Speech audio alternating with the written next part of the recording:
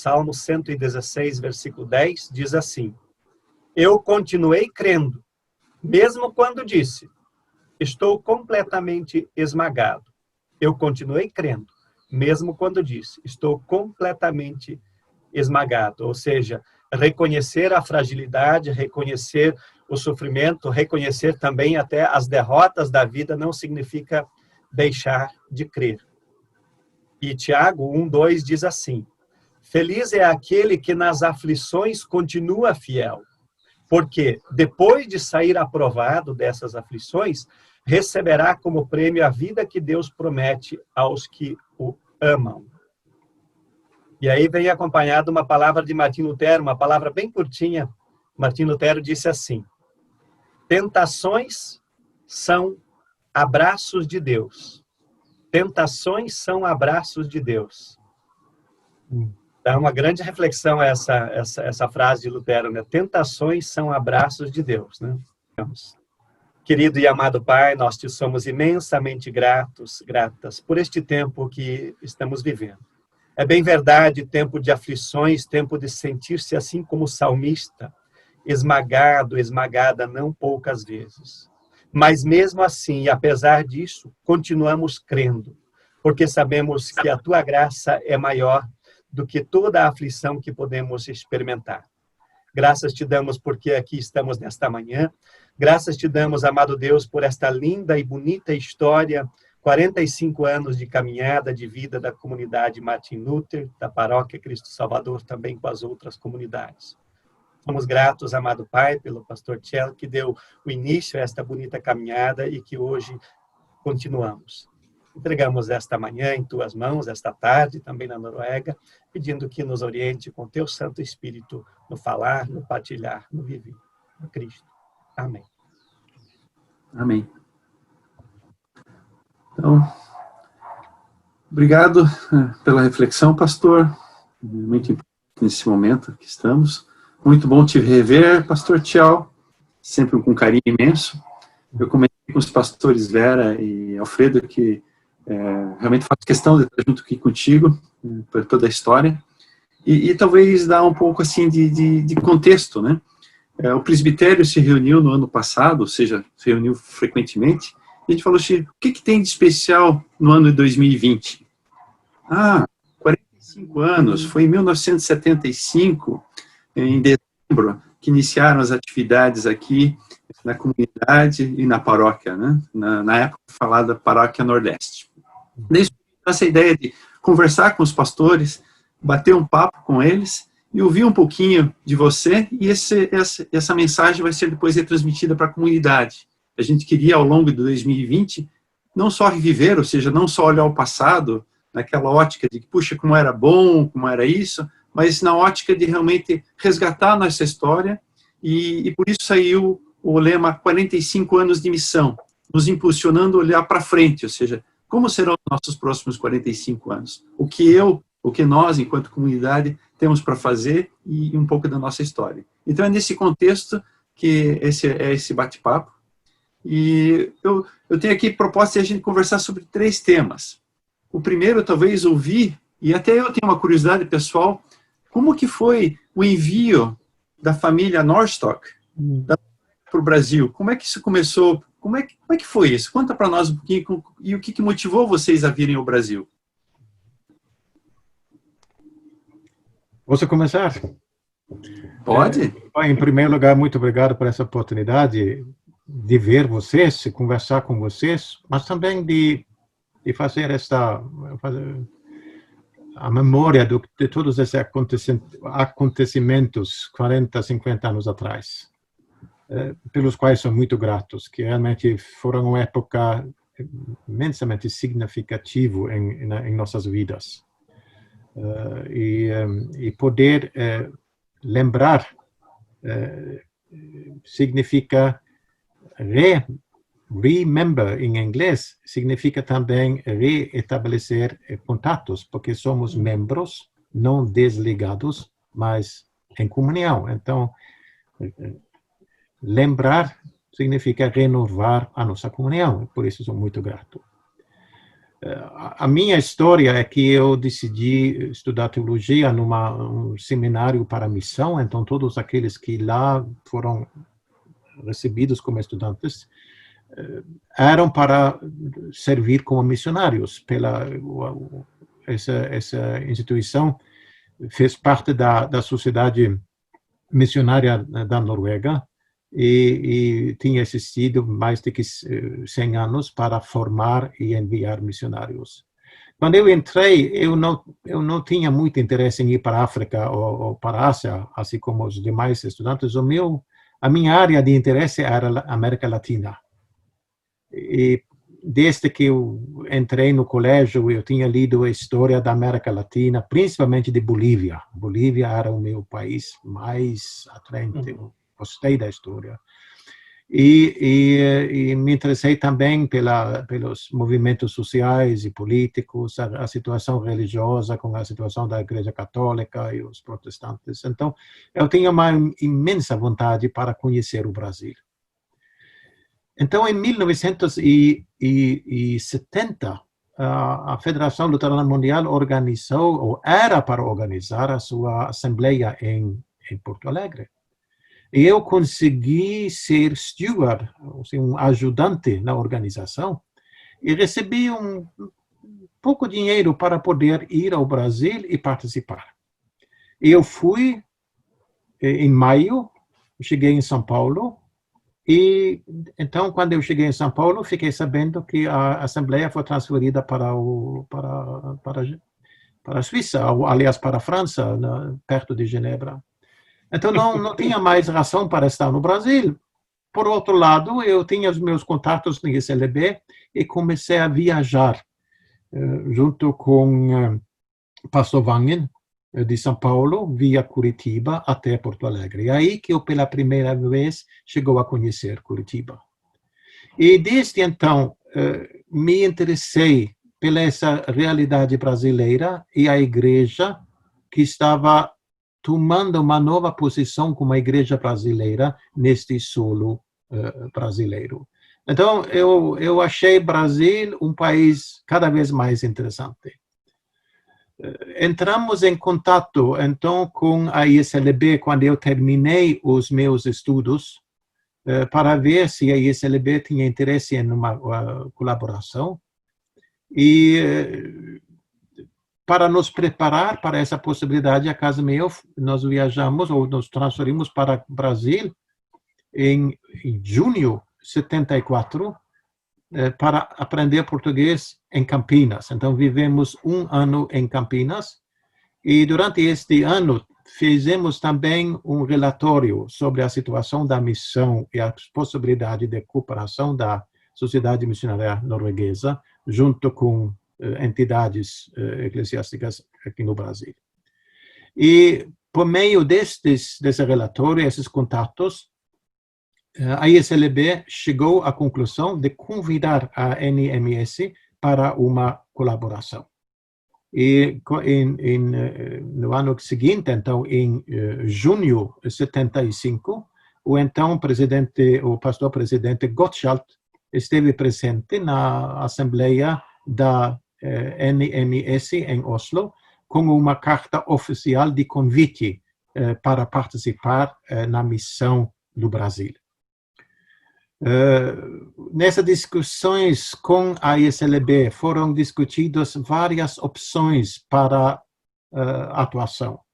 Uma possibilidade era o trabalho entre povos indígenas, que foi considerado muito difícil para obreiros estrangeiros. Aliás, mais tarde, tinha também missionários da Noruega que trabalharam com os Kangangues do Rio Grande do Sul.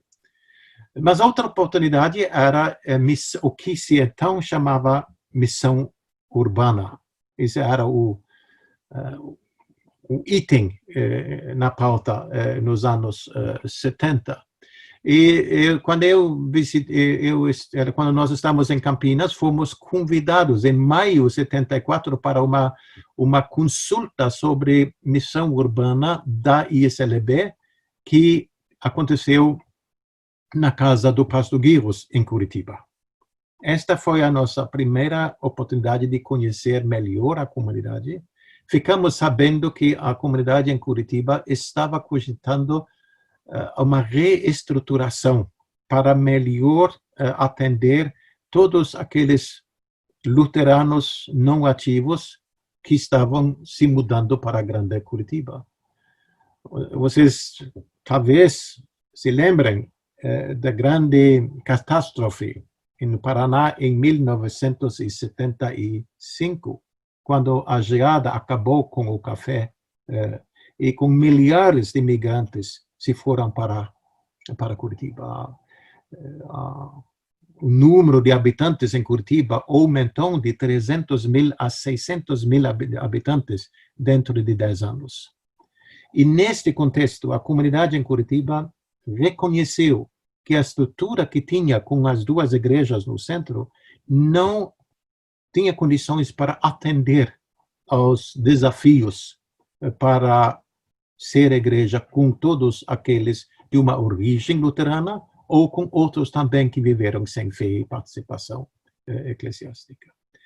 Então, achamos uma grande oportunidade combinar esta intenção da comunidade de Curitiba com o programa de missão urbana da ISLB e, em cima disto, a intenção da Sociedade Missionária Norueguesa de participar na missão dessa igreja irmã ISLB.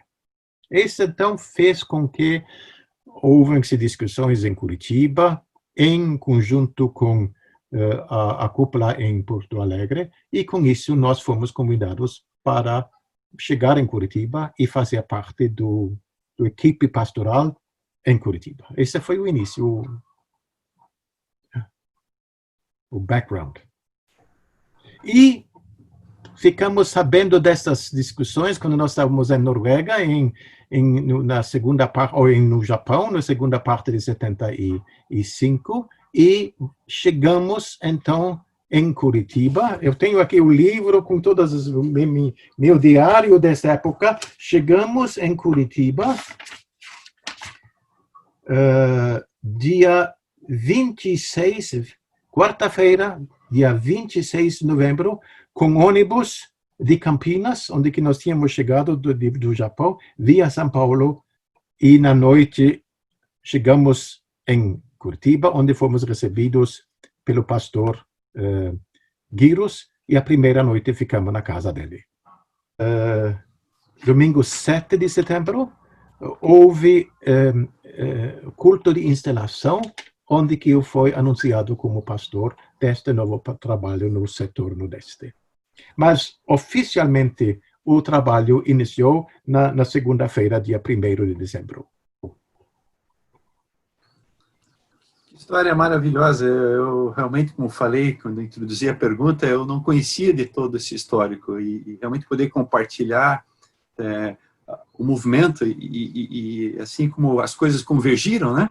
A intenção da ISLB na missão urbana, o momento de Curitiba de realmente propagar o evangelho e ampliar a sua cobertura geográfica, e a missão norueguesa querendo contribuir. Então, realmente é Deus agindo e convergindo. Não sei, pastores, alguma reflexão sobre esse momento da nossa comunidade, da ISLB na época, que vocês queiram compartilhar? Daí depois a gente vai para a próxima questão. Eu percebo o quanto é importante olhar para trás agora e também perceber como a igreja se movimentou dentro desse contexto que está maior, assim, né, da própria dificuldade das pessoas e da reestruturação que elas tinham que fazer, como a igreja conseguiu ali também sustentar, auxiliar e se formar enquanto comunidade, enquanto paróquia. É bacana ouvir essa caminhada aí. Mas interessante isso que o pastor Tchela faz referência a esta geada de 75. 2 anos atrás, nós tivemos em visita a comunidade de Cianorte, né? Em 75, lá a comunidade já era organizada com, acho que, missionários norte-americanos, né?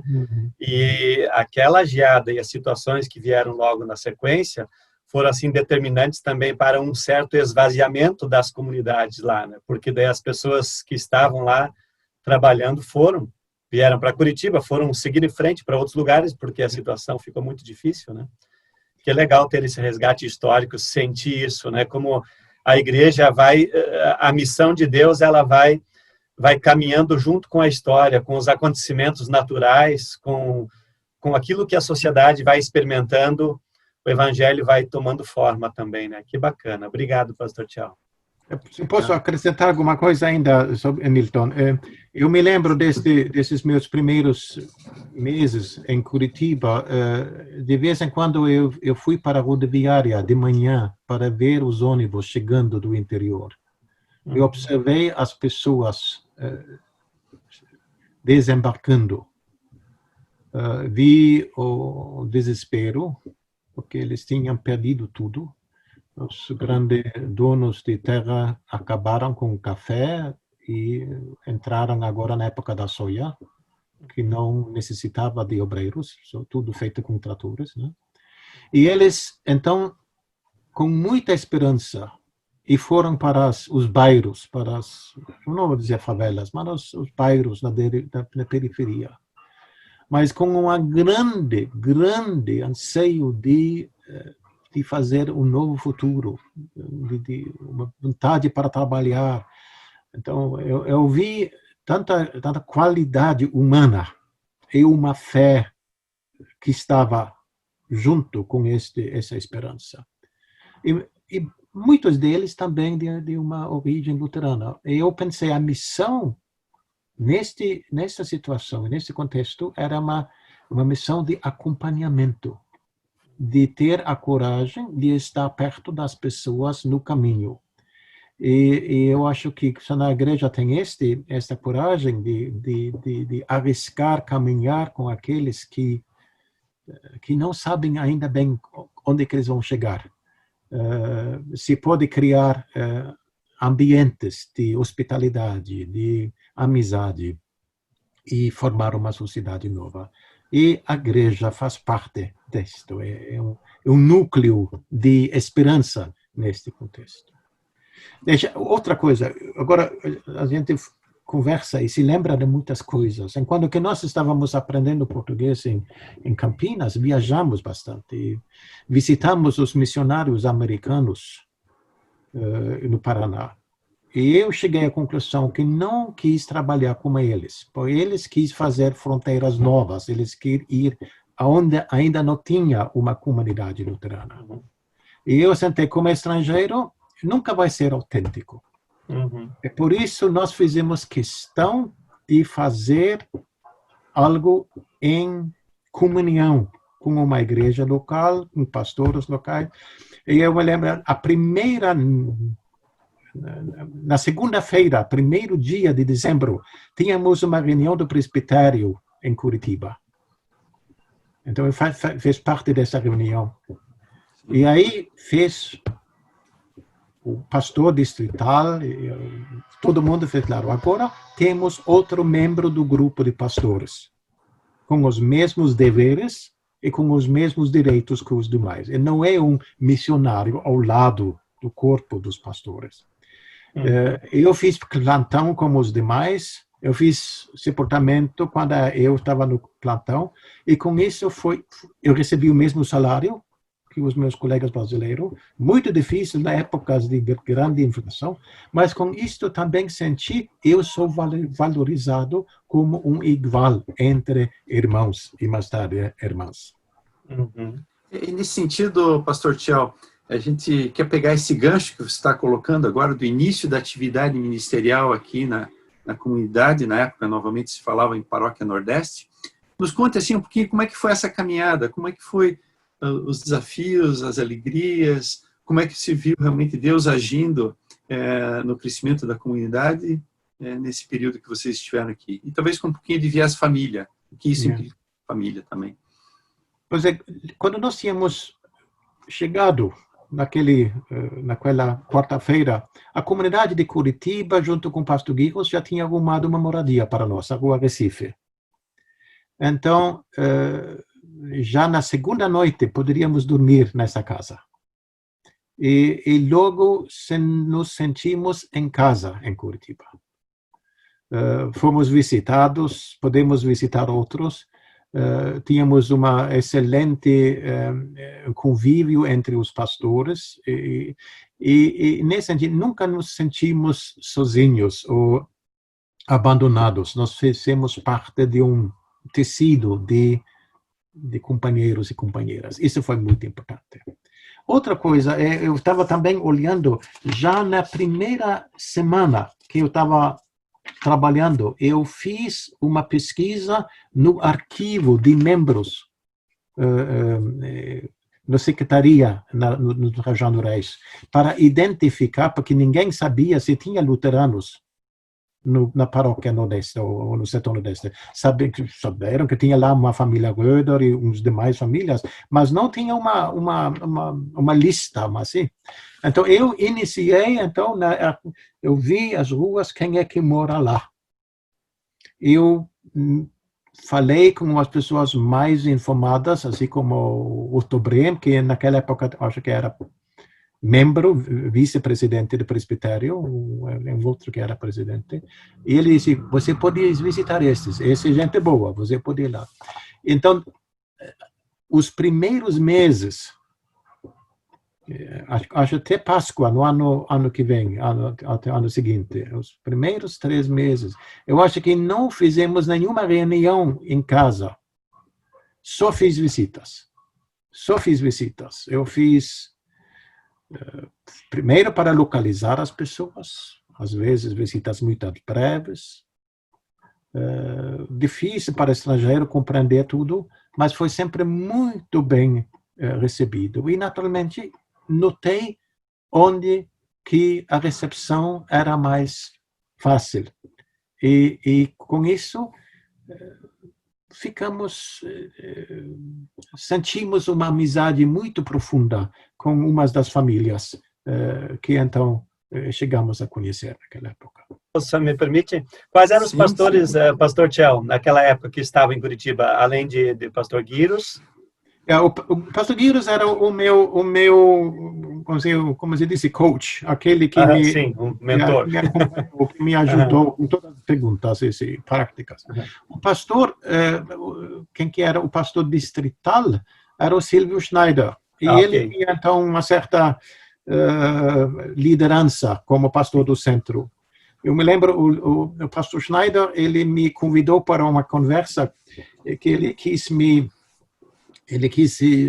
fazer um tipo check-up teológico para ver se eu era realmente luterano ou ele era um tipo adventista ou uma coisa assim. Então ele fez algumas perguntas teológicas e no fim eu acho que ele pensou que eu respondi bem, então depois disso nunca mais fez alguma pergunta. O outro pastor no centro era o Gottwald. Bruno Gottwald. E já tínhamos, Curitiba já tinha estabelecido no sul, em Boqueirão, onde que o pastor Blümel trabalhava. E mais ou menos ao mesmo tempo também chegou o pastor Merklein para Portão. Lá já tinha pontos de pregação, onde que eles então entraram no programa.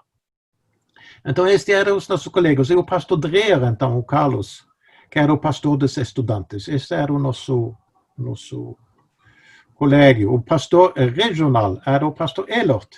Então, foi ele que me instalou no dia 7 de setembro.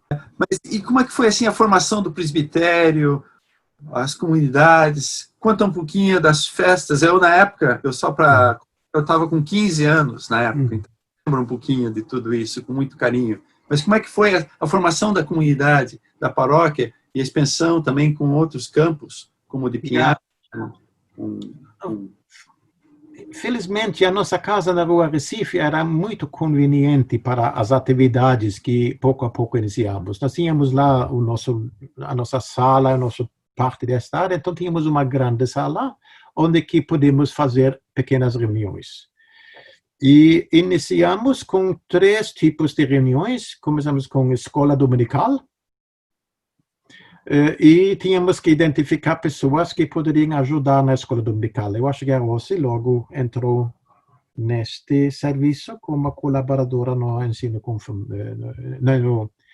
na escola dominical, também com a filha do Schwartz, acho, e a Marlene. Então, tinha lá umas, mas nós sempre pensamos, não vamos achar pessoas do centro, mas temos que achar pessoas aqui em nosso meio ambiente que poderiam fazer isto. Começamos também descobrir que em uma dessas famílias tinha jovens, na família Röder tinha também os rapazes, e os Misfeld tinham os rapazes, e convidamos esses jovens para o sábado nesta casa pastoral e fizemos atividades. Isso foi o início da juventude. E e começamos também com um grupo de oásis, convidamos as senhoras que visitamos para passar com isso. Então, primeiro, esses 3 tipos de atividade, oásis, juventude e escola dominical. Depois, logo, iniciamos um grupo de estudo bíblico. Muitas dessas pessoas já eram também ativos na comunidade do centro. E nesse grupo de estudo bíblico, tínhamos também pessoas que eram membros do presbitério no centro. Então, tínhamos pessoas de recursos para participar quando, eu acho que formamos talvez um grupo tipo presbitério, não sei quando, talvez no fim deste ano de 76. Então, primeiro atividades, primeiro visitas, depois grupos e depois estrutura. E eu acho que talvez, eu teria que ver no livro, mas talvez para Páscoa fizemos o primeiro culto lá em casa. E se no culto chegaram 10 pessoas, achamos muito bom. Mas o culto não era algo diferente das atividades e das visitações.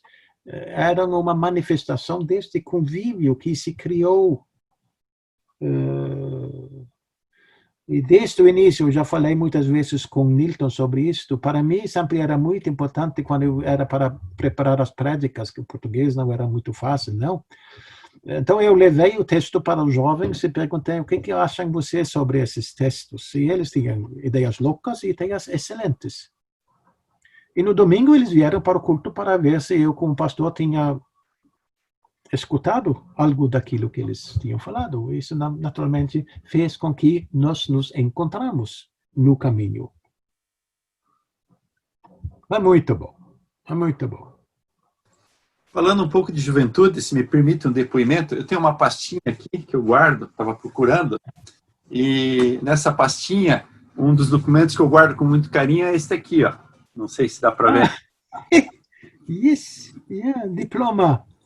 Este é um diploma, eu creio que do primeiro retiro dos jovens, 12 e 13 de março de 1977, onde foi em São Bento do Sul, no Lar Vila Elza, onde, dentre várias atividades de reflexão, de entretenimento, teve uma gincana. O pastor Tiel explicou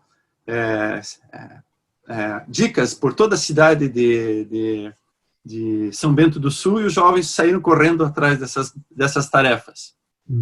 Eu, como sou meio competitivo, ganhei o primeiro lugar e ganhei um diploma. Então, ganho não pelo diploma em si, mas pelo que representou o começo da caminhada em fé. Então, tenho um carinho muito grande por essa situação. Acho que eu mencionei quando vocês estiveram aqui no ano passado, né? Mas eu queria reforçar isso. Então, eu creio que nesse sentido houve muitas sementes, né? Muitas sementes que se identificaram. E nessa situação das sementes, né? A gente fala de pessoas, da comunidade, atividade. Vocês saíram em que ano e que legado vocês acham que deixaram para trás? Que memórias ficaram daquela época? Além do templo que a gente está celebrando, né? O templo foi um marco, assim, de conclusão ou de finalização dessa fase. Conta um pouco nós isso e como que isso fechou para você e para a família esse tempo aqui no Brasil. Eu acho que o que ficou é que neste trabalho nos sentimos em casa e entre familiares. Eu acho que mesmo com a minha filha, com a minha família de sangue, de osso e carne, é isso que se diz, né? Não tenho tantas relações ativas e de proximidade com a comunidade em Curitiba. Nós convivemos as lutas e as alegrias, e nós celebramos essas lutas e alegrias na vida comunitária e nos cultos. Eu acho que isso foi uma experiência muito boa, para mim, então, eu fiquei na ilusão que os brasileiros são um povo diferente, absolutamente. Mas, analisando muitos anos depois, eu acho que muitos dos membros que viviam nessa comunidade de Nordeste ou de Martin Lutero agora, quase ninguém deles tinham sido nascido em Curitiba. Eram todos imigrantes dentro do Brasil. Mesmo seus filhos, naturalmente, com eles são diferentes. Mas eles eram de Santa Catarina ou do interior do Paraná, do Rio Grande do Sul. Muitos, quando eles chegaram, não tinham muitos bens. Eles trabalharam e conseguiram se estabelecer. Uns, jardim social. Então, outros, Bacaxerê, tá bom. Outros, mais para fora. E quando eu fiz a visita deles, eles ficaram muito surpreendidos. O que o pastor quer fazer aqui? Alguém morreu? O que tem? Né? Estamos atrasados com as mensalidades? O que está errado? Então, pensaram a chegada do pastor tem a ver com o problema. Eu não trouxe nenhum problema. Eu trouxe um desejo de convivência, de conhecer, de participar. E eu descobri que muitos deles, sim, na verdade, eram atrasados com as mensalidades. E isso tinha também a ver que eles não se sentiram bem na igreja no centro. Não era só longe, mas eles não tinham a roupa própria, os costumes e a cultura, talvez, eu não sei. Enquanto que quando nós nos reunimos, que alguém esteve na igreja pela primeira vez, ele disse que eu sou de Lajado, vamos dizer. Um outro dizer, eu também sou de Lajado. Quem sabe que a gente tem amigos em conjunto. Então, esse lado social, que eu acho é de profunda importância teológica, porque assim somos completos como seres humanos, assim como Deus nos criou e como Deus nos salvou, para estar em vivas relações ao nosso próximo e também a Deus e ao nosso lugar. Então, quantas vezes, quando nós chegamos na Noruega, voltamos para a Noruega, fomos para a igreja, dizemos assim, isso não é a nossa igreja. Sentimos a nossa igreja muito mais fria, muito mais formal, muito mais litúrgica, não sei. Não tem nada errado com isso. Mas não tinha no Brasil, nós nos conhecemos, no sentido de sabemos também dos desafios com que nós estávamos batalhando, muitos de nós. Talvez agora tem que ser diferente, porque agora vocês têm muito mais membros. Naquela vez éramos um pequeno grupo de 50 pessoas, ou uns 30 famílias, e por meio do ensino conformatório, que era outra atividade muito importante, mais famílias foram integradas na vida da comunidade. Isso foi uma grande experiência quando eu estive em Curitiba no ano passado, e pessoas daquelas famílias que tinham confirmantes me saudaram, nós nos lembramos daquela época. Bonito, pastor. Eu não sei, pastora Vera ou pastor Alfredo, se vocês gostariam de colocar alguma questão sobre esse período que eles estiveram aqui, que talvez uma curiosidade ou alguma ponderação, depois a gente vai para a última questão.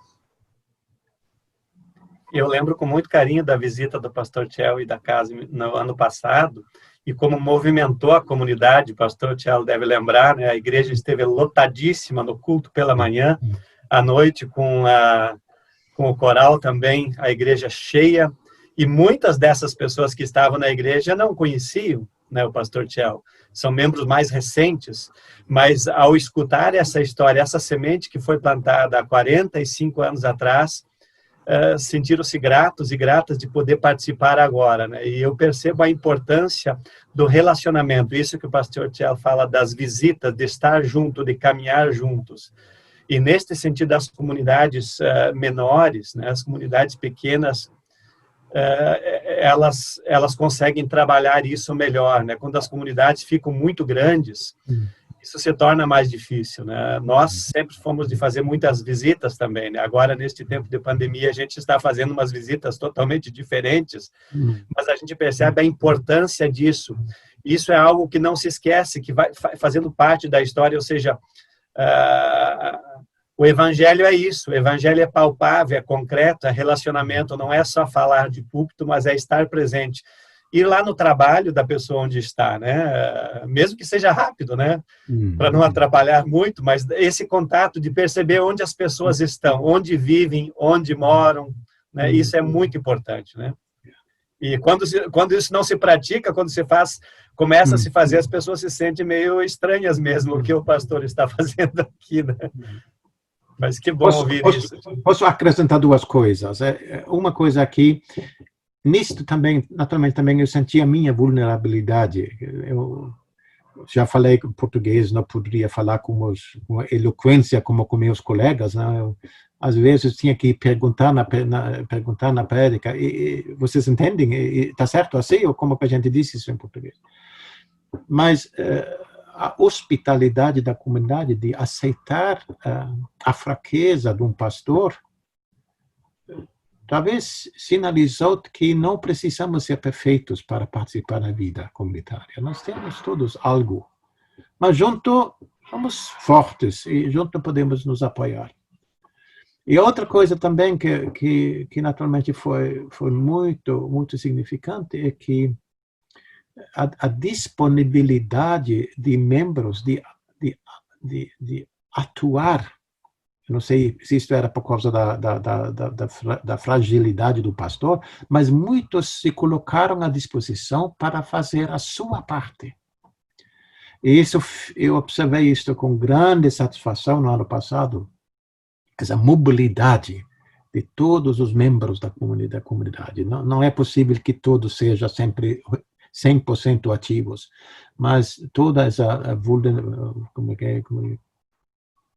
voluntariado, isso que se diz em português, isso é a natureza da igreja, porque na igreja somos todos dotados, temos todos talentos e temos algo para contribuir para o bem da comunidade. Então, isso é um ponto muito importante que eu vejo está desenvolvendo-se, está ainda mais forte do que na minha época. Então, parabenizo vocês como pastores e como líderes da comunidade que têm dado continuidade a isto. Essa é uma. Outra coisa é a importância da mesa para compartilhar nas refeições, que é muito bíblico. Se a gente come junto, a gente é transformado para relações. E a hospitalidade, os jantares na mesa na Ilza e outras casas, e a possibilidade também da igreja oferecer mesas para comer junto. Eu me lembro, às vezes eu pensei, esses churrascos que nós fizemos, isso é só festa ou tem um significativo teológico? Eu descobri que tem um profundo significativo teológico. Um membro da comunidade não era muito para ir para a igreja. Ele disse, eu não sei orar, mas eu sei assar carne. Essa é a minha dádiva para a igreja. Muito importante. E poder afirmar essa disponibilidade para participar na vida comunitária é muito importante. Eu acho também que a gente come junto. Então, estamos nos aproximando ao mistério da Santa Ceia. É um lugar de transformação que está acontecendo. Então, esse é outro impacto muito importante. Nós fizemos o churrasco e sempre pensamos, junto com o presbitério, nós temos que garantir que isto seja inclusivo, que não só seja para os ricos ou da classe média.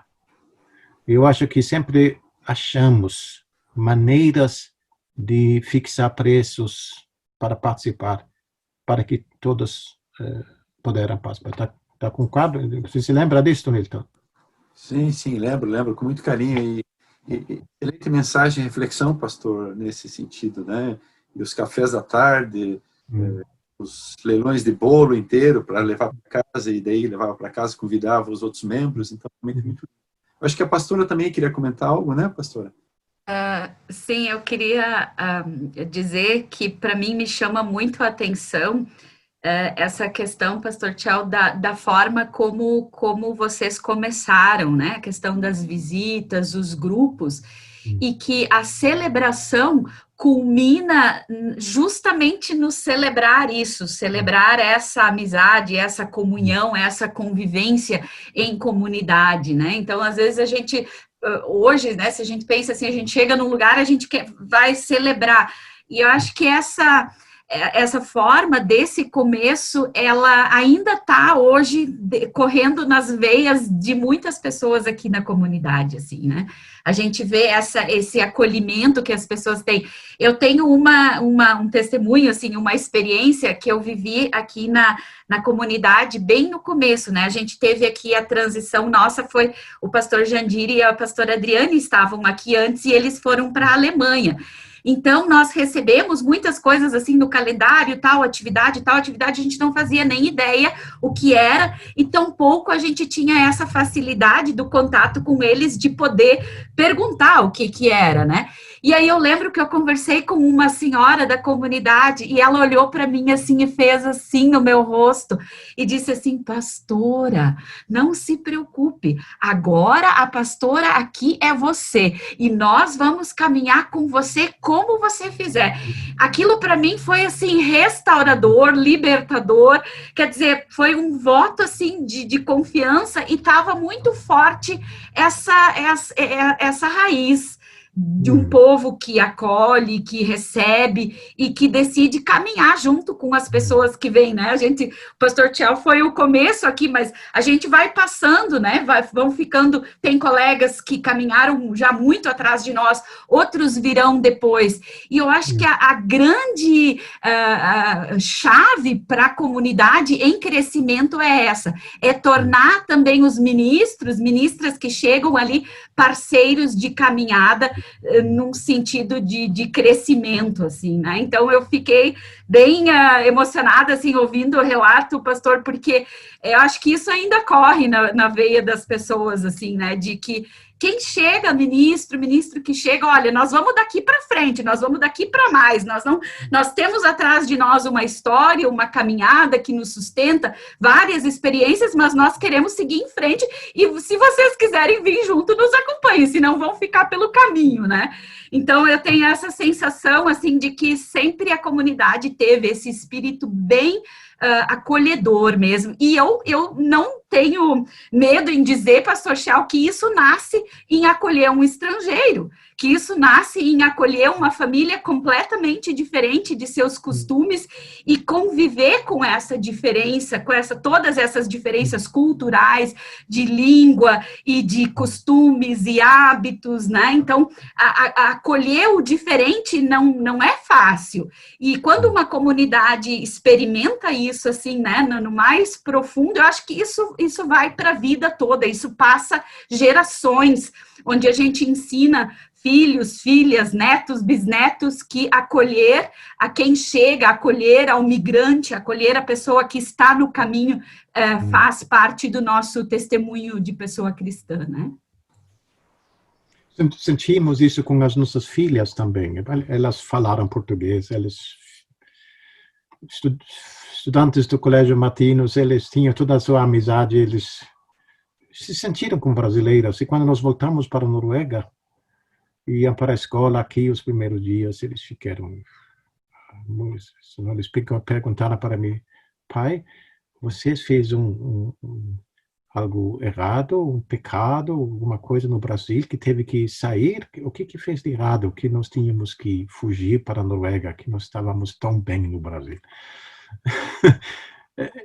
Eu sou grato por isso, porque eu sei que muitos outros missionários vivem em contextos que são conflitos entre culturas, eles não são bem acolhidos, tem problemas de cor de pele e tudo isso. No Brasil, ainda hoje, quase às vezes, perguntam, vocês são brasileiros? Que vocês falam no jeito brasileiro quando falam português? Então, nós nos sentimos em casa, realmente em casa.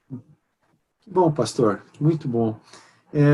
Eu queria, assim, a gente tinha se proposto a bater o papo durante 1 hora e deixar um espaço aqui para ti, pastor Tchel, e nós vamos passar isso aí para os membros posteriormente, né? Que mensagem, o que você gostaria de falar para a comunidade de hoje, olhando não só para o passado, mas olhando para o futuro, né? Que mensagem você nos deixaria agora? Pois é, eu agora estou ficando já uma pessoa de idade, né? A gente tem pregado muito, tem pensado bastante e refletido um pouco o que fica, no fim das contas, como as coisas mais importantes. Eu acho que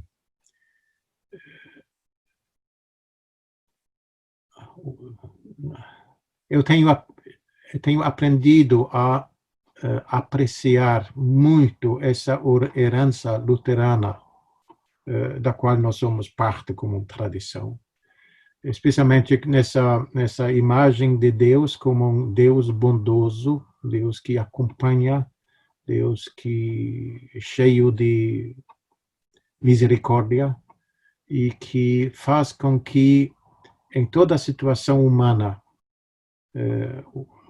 tem um abraço, como você disse, pastor, do carinho de Deus, mesmo nas provações. Então, essa imagem de Deus que chega a nós, em nossa situação, e que faz com a nossa situação está sempre sob a luz da vitória, da ressurreição sobre a morte.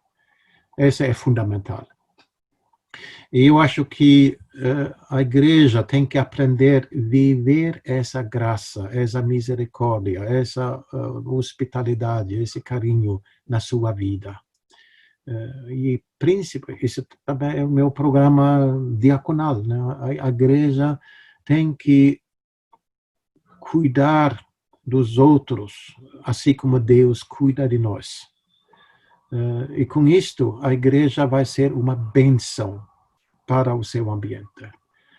Isso é a nossa vocação de ser uma bênção para os nossos vizinhos, para nossos filhos, para a nossa cidade, para toda a vida complicada em que vivemos, ser uma bênção.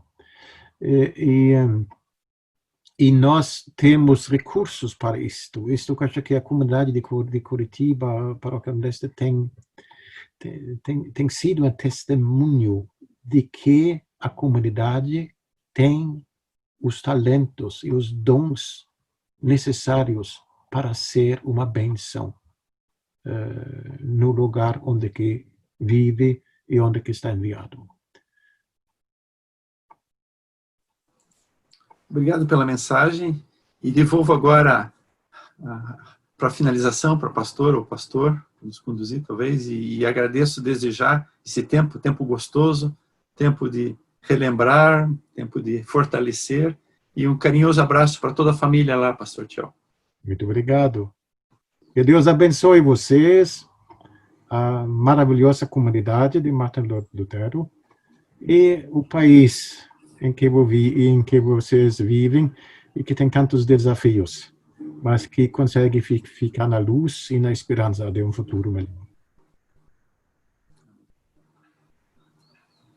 Que alegria, pastor Tchel.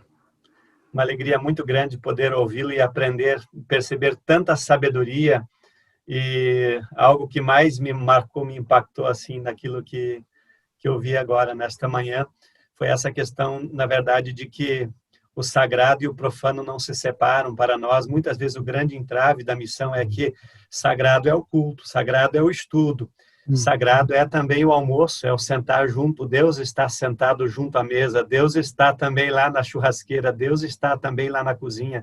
Quando a gente não separa mais esses espaços entre sagrado e profano, eu acho que a missão ganha. Essa separação é um grande entrave, a gente tem normalmente percebido isto, né? Porque em certas circunstâncias Deus não se faz presente, Deus está no todo da vida, está cuidando e zelando. Foi muito bom novamente ouvir isso e perceber que isso acontece na Martin Luther, acontece na paróquia, porque vem desde o início acontecendo desta forma. Também toda essa característica diaconal da comunidade, de se preocupar, também vem desde o início acontecendo. Eu sempre levanto a pergunta, se a comunidade Martin Luther deixar de existir de um dia para outro, ela vai fazer alguma diferença no contexto em que está ou não? Se ela não faz diferença nenhuma, ela não tem razão de ser, ela precisa fazer diferença, e não apenas aos membros, né? Aqueles que congregam, mas também ao entorno, à cidade, né? A própria missão de Deus precisa sentir falta. Somos gratos a Deus, Pastor Tchel. Foste, de fato, uma bênção aqui. Obrigada, pastor, pela aula.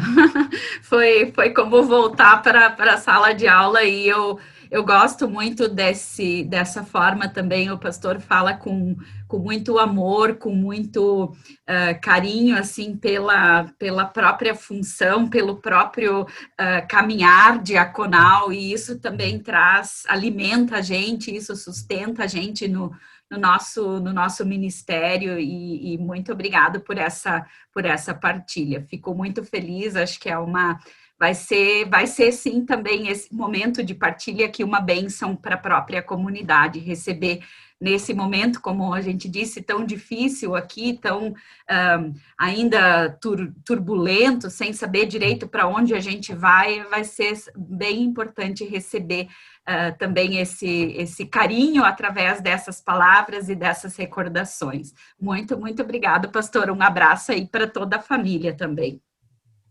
Para vocês e para todos os amigos e membros da comunidade também. Será dado.